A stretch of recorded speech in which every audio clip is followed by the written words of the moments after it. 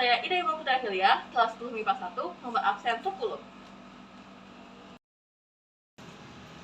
Perkenalkan, nama saya Nila Orsici Prameswari dari kelas 10 MIPA 1, nomor absen 21. Perkenalkan, nama saya Nila Sutasiani, nomor absen 23. Perkenalkan, nama saya Putra Kusudar Mayasa, nomor absen 27. Perkenalkan, nama saya Putu Depa Prabananta, nomor absen 32.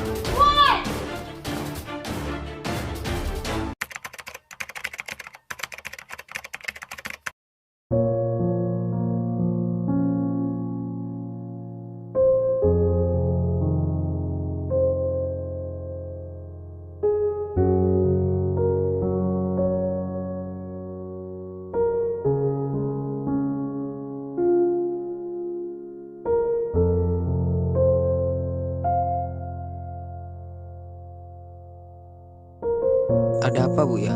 Kok manggil-manggil saya? Nah, begini ya Nak Depa, jadi seperti yang telah kamu ketahui selama sebulan terakhir ini kamu sering sekali terlambat masuk sekolah. Dan kemudian tadi baru saja Ibu mendapatkan laporan dari teman kamu bahwa kamu merokok dan minum minuman keras di lingkungan sekolah. Jadi Ibu ingin sekali tahu apa alasan kamu melakukan semua ini. Terlepas dari apapun alasannya, Ibu mohon kamu jujur pada Ibu dan memberikan alasan yang jelas ya. Maaf sebelumnya Bu Bulan. Selama 1 bulan ini saya sering terlambat dikarenakan malam sebelumnya saya diajak dugem dan minum-minum sampai larut malam. Tapi saya merokok di sekolah karena saya diajak oleh teman saya yang bernama Agus Bu. Aduh. Nak, kamu tahu kan bahwa itu adalah hal yang tidak sepantasnya anak seusia kamu lakukan, dan kemudian sudah seharusnya kamu lebih selektif lagi dalam pergaulan. Jadi Ibu ingin kamu menonton terlebih dahulu video ini ya.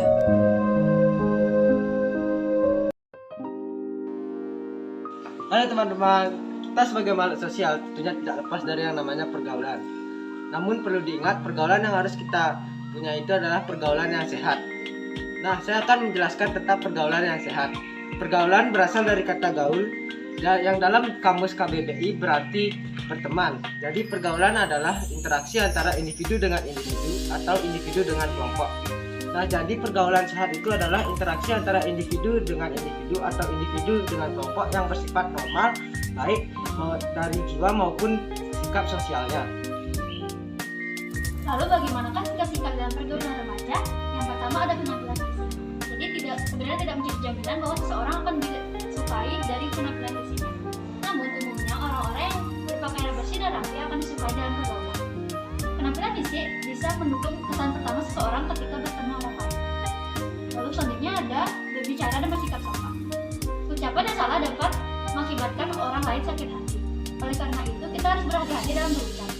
Kesopanan bisa menimbulkan kesan pertama yang baik saat kita berkenalan atau beradaptasi dengan lingkungan baru. Selanjutnya ada biasakan memberi atau berbagi. Hal ini bisa dilakukan dari hal yang sepele.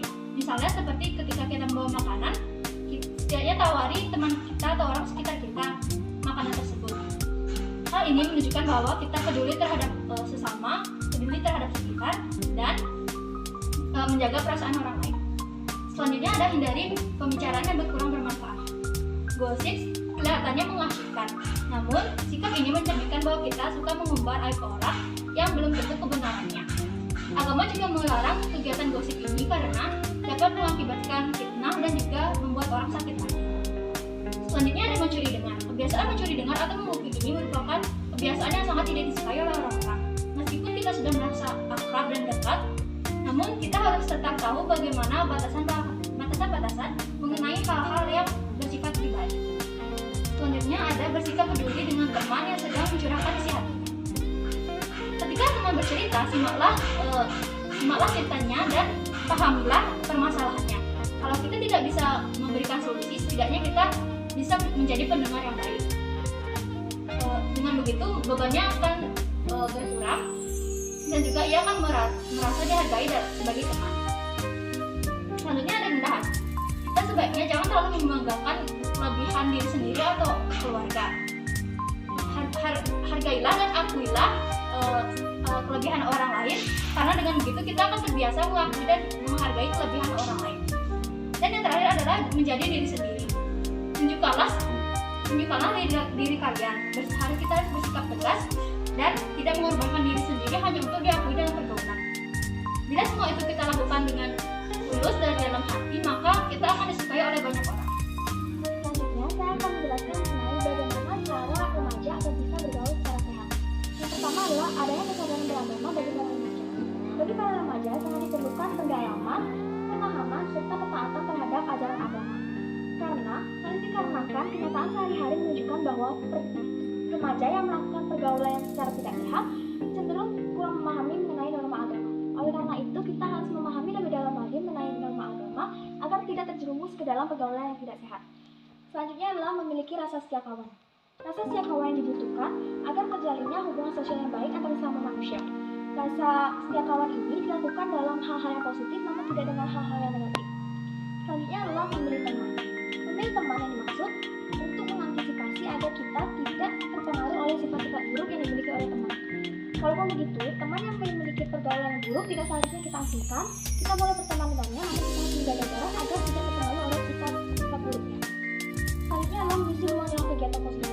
Jika kita memiliki waktu luang, kita harus melakukannya mengisinya dengan menggunakan kegiatan-kegiatan yang positif, seperti misalkan menyalurkan hobi, bakat, menulis cerpen, berolahraga, dan sebagainya.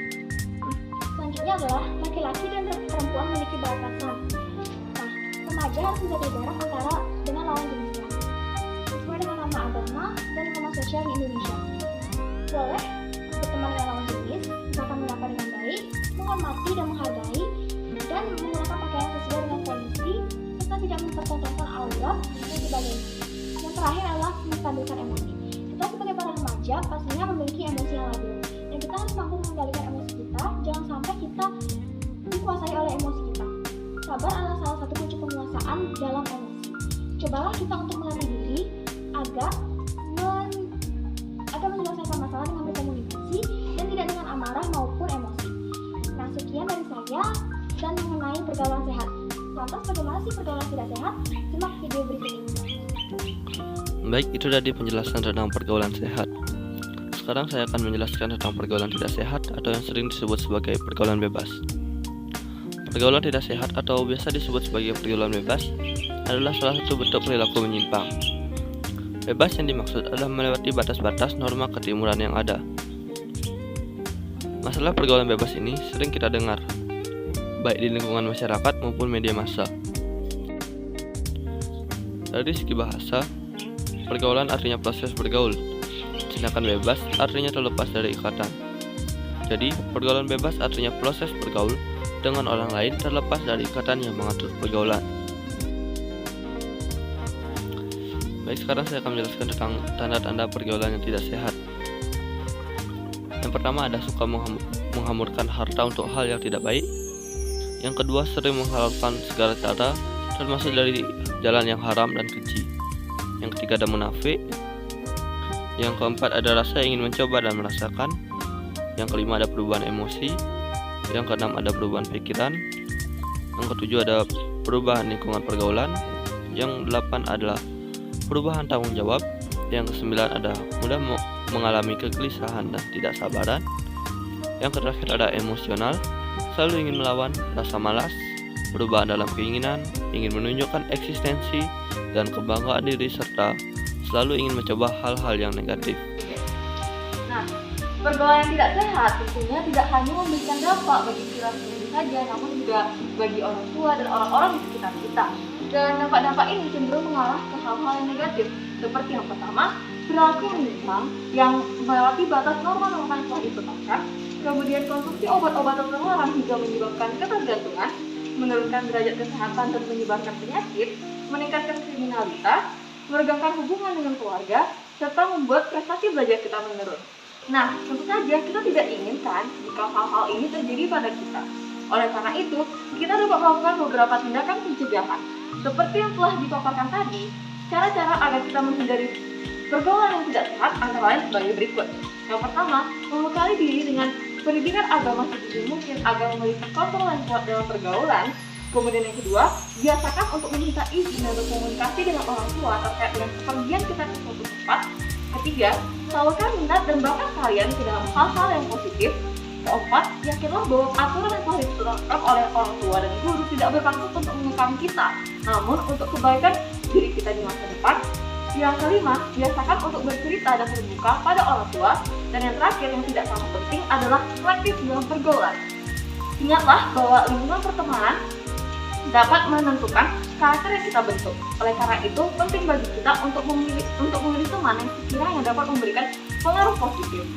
Nah, teman-teman, jika dilihat dari berbagai dampak positif dan dampak negatifnya, tentu saja akan lebih baik jika kita mengembangkan sikap-sikap yang positif dan memiliki pergaulan yang sehat, bukan?